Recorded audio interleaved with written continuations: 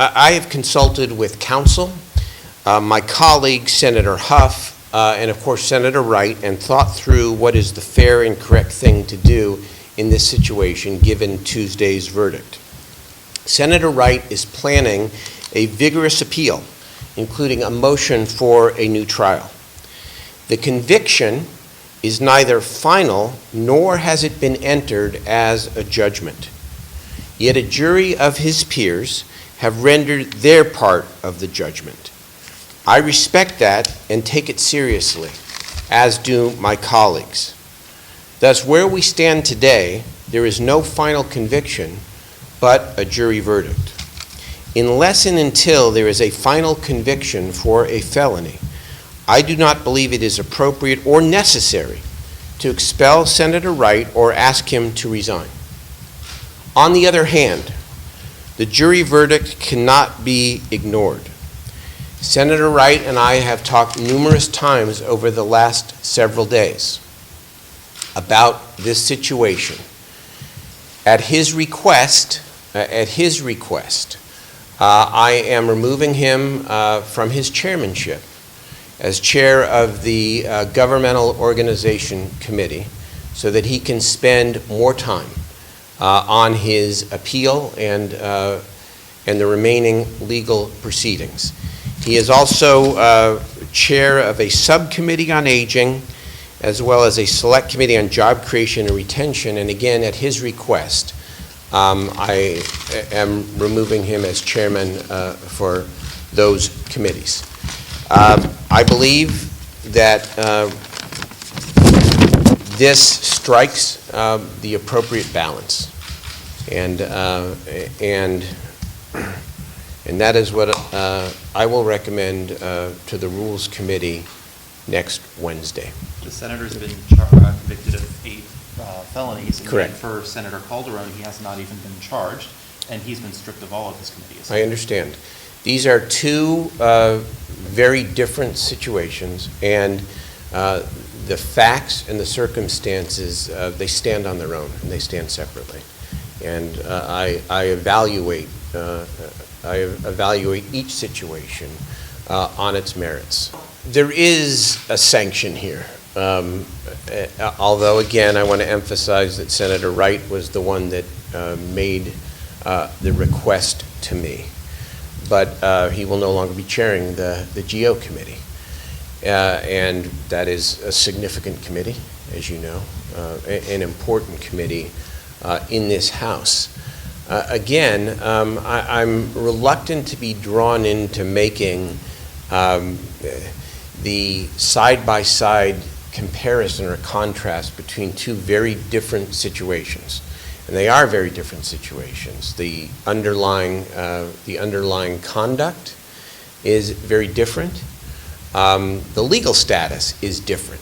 And so it's apples and oranges, to use the cliche. And so I have to make my best judgment and my best recommendation about the proper course of action given the facts of this specific situation, and that's what I'm doing.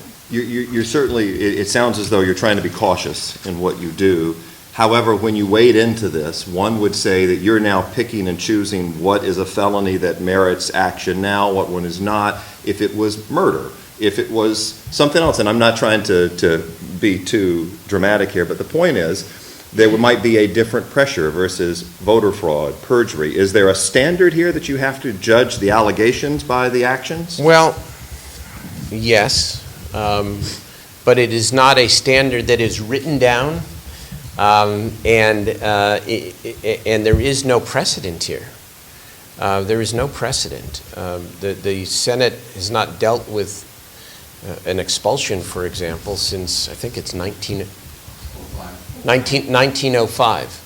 Since 1905, the fact is that the legislature, the House, has plenary authority to determine his status in the House.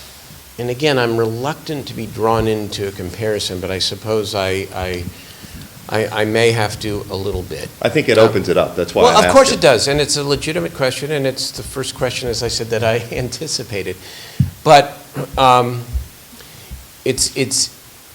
the reason why this one is difficult is because there's not, because the set of facts and circumstances are different in both instances. And in the other instance that you were referring to, the underlying allegations go to the very heart of what we do inside of these chambers and inside this Capitol. And so, you can, and people can fairly argue or have an opinion about differences in terms of consequences at this point, because I recognize that there haven't been charges there, but a jury has spoken here. I fully recognize that. So what I endeavored to do in that situation, and what I continue to do, is to take these situations, all the facts and circumstances, as a whole, and to make a recommendation to my colleagues about what is appropriate given those set of facts. But they're very different set of facts, both in terms of the legal status, but also in terms of the underlying allegations and underlying facts themselves. You just said yourself, and it was a big part of Senator Wright's defense, that the law is murky on issues of residency. Do you see yourself or any of your colleagues advancing any legislation this year that would clarify that issue? It would not affect Senator Wright's situation, and nor would it be intended to affect Senator Wright's situation. I do think that this whole question of domicile, residence, and where you live needs to be looked at by the legislature and clarified, yes. Do you think there's a purpose or a good reason to have a rule that members have to live inside their district, or do you think it should be like Congress where you don't have to live in your district? I don't know. I mean, I think it's something that I think we want to look at. I think that there is a good reason that you have I think there is a good reason to require a real, genuine, and sustaining connection to your district. But there's a lot of ambiguity about domicile versus residence and living and all that. And I know that you've written, that there are other members in other counties with different DAs who might approach this differently. So I do think that there is reason to take a look at this legislatively, but not to impact or affect Senator Wright's case. That has to be decided by a judge now, and potentially an appellate court based upon the set of facts.